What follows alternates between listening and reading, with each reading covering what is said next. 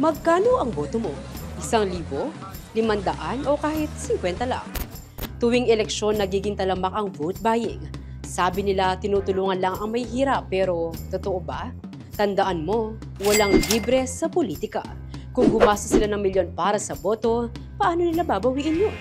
Kapag ibinenta mo ang boto mo, ibinenta mo rin ang serbisyo, ang proyekto at ang kinabukasan mo.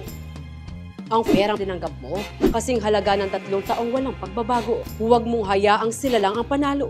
Piliin ang tama, bumoto ng tama.